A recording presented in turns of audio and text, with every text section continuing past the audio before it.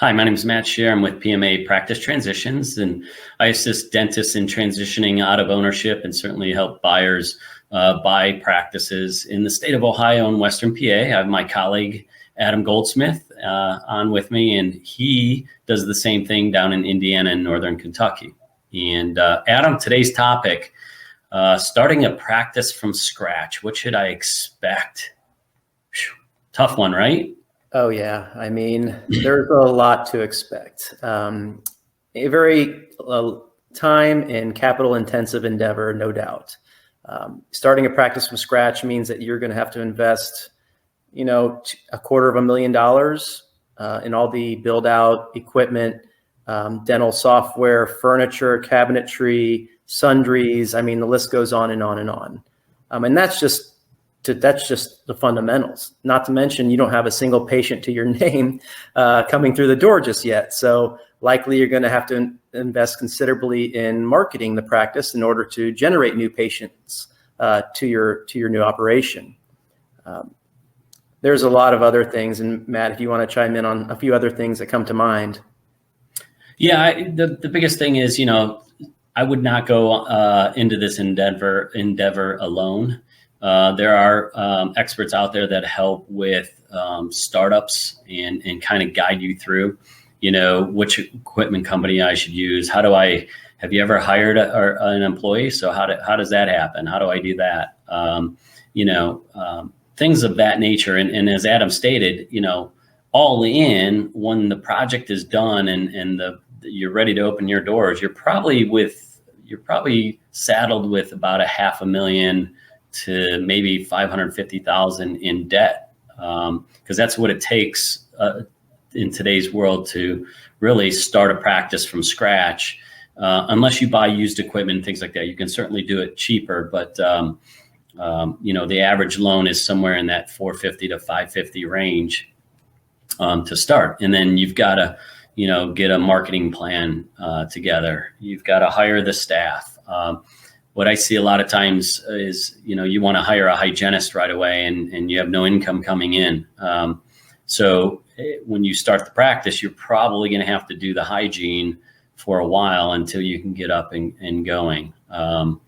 Unlike buying an existing practice, certainly not against startups.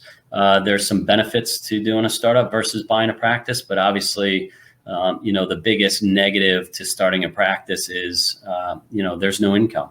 So you've got to go out there and you've got to generate the income. When you buy a practice, obviously, you're taking over a machine that is already generating income. And that machine consists of the front desk person, the hygienist, and a lot of times that's what the patients are coming back to see, right? With starting a practice, you're starting from scratch, which can sometimes be a benefit as well, right? Because you're not buying somebody else's skeletons, if you will, if there are any in the closet. You're starting from scratch. You're hiring the people. You're training them to do what you want them to do the right way, versus taking over for somebody and they're used to doing something the way the seller wanted them to do it. Any other? Yeah. I might add, you're going to have to assemble your team. You're going to want to make sure that you have CPA that you know and trust, an attorney that you know and trust. There's a lot of kind of behind the scenes business tasks that need to be completed before you get up and running as well. Making sure all your systems, process, and protocols are in place, all the staff training, working with all your vendors and your suppliers, working with landlords to determine a good location, advisors on the HR matters, getting a handbook put together, make sure that's in place. Any type of retirement plan you might want to create for your staff, working with a financial advisor or investment advisor in that capacity. And then any of the insurance credentialing that ties along to being an in-network provider. I mean, that in itself is a lot of paperwork. So there's a lot of things that you have to consider starting a business, a dental business, that are more clerical or secretarial in nature, that you have to kind of cross off your task list as well. Yeah, great points, Adam.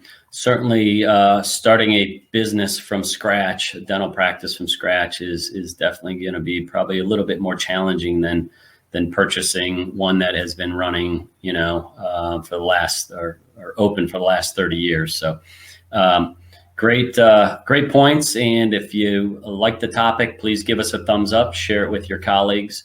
You can also visit us on our website, pmagroup.net. And certainly, if you like to talk to Adam or myself, you can certainly call us, and we'd be happy to spend some time with you. Thanks.